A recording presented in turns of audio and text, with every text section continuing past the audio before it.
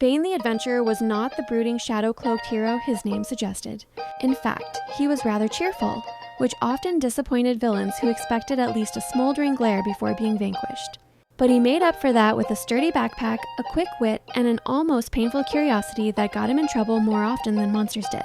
On the morning in question, Bane was trudging down a winding path that insisted on tying itself in knots every few minutes. He had to step over loops of road like it was a wayward rope. But that was Oz for you, always keeping you on your toes, and sometimes tying your shoelaces together when you weren't looking. Bane pressed forward until the forest around him opened up into a sunny glade. In its center stood a tree unlike any other. Its trunk was sturdy metal, its leaves flimsy as notebook paper, and hanging from every branch were bright, colorful lunchboxes, each one decorated with a character Bane had never met personally but somehow felt he should admire. His stomach rumbled loudly enough to attract a passing curiosity beetle. "Aha," Bane said, "a lunchbox tree." He approached cautiously. Some lunchboxes were ripe, shining with a soft glow, while others were still dull and unappealing. Bane knew the rules. Never pick an unripe lunchbox unless you wanted mystery meat that was more mystery than meat. He reached for a shimmering blue case shaped like a smiling dragon. The moment he touched it, the latch popped open with a polite click, as if the box had been waiting for centuries for someone to free its contents.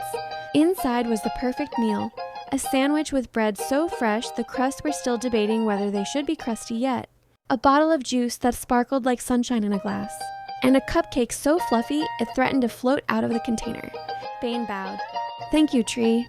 The tree rustled its paper-thin leaves in acknowledgement. He settled under a shady patch and ate until his belly was warm and happy. Then he wiped the crumbs from his tunic, slung his pack over his shoulder, and continued on his way.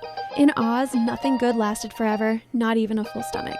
After several hours of walking, the path grew softer beneath his feet. It cushioned him like dream clouds. Bane frowned. This isn't normal ground. He knelt and squeezed the path. It squished. "Oh dear," he muttered. "A pillow vine. That means..." He stepped forward, pushing through an archway of drooping silk-like leaves. There, in the middle of a cozy glen, stood the legendary pillow tree.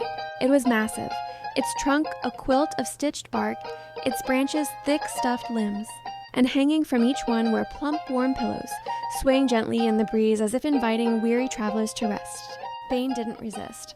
You don't resist a pillow tree any more than you resist a yawn, and as if on cue, a giant yawn escaped him. The tree released a soft gust of drowsy pollen that smelled like lavender dreams and childhood naps. He climbed into the lowest branch, which cradled him like a hammock made of marshmallow. A pillow dropped neatly into his arms the moment he settled. "Why, thank you," Bane murmured. The tree hummed a lullaby through its leaves, a sound like the wind sighing through a tired cat. Bane felt his eyes drift shut. He planned to nap for 10 minutes. Instead, Oz had other ideas. In his dreams, the pillow beneath him whispered, "Rest is not idle, traveler. Rest prepares you for the next enchantment." He didn't understand the words then, but he would. When he awoke, the sun was lower in the sky, and a soft golden glow clung to his skin as if the nap itself had blessed him. He felt stronger, clearer, ready. The pillow tree dropped one last cushion at his feet as he stood, a parting gift. Bane tucked it under his arm. For later, the tree nodded, or perhaps the wind simply nudged the branches, but Bane understood. In Oz, every gift had a purpose, even the soft ones. He glanced back once more at the glen, full of its gentle warmth and sleepy magic.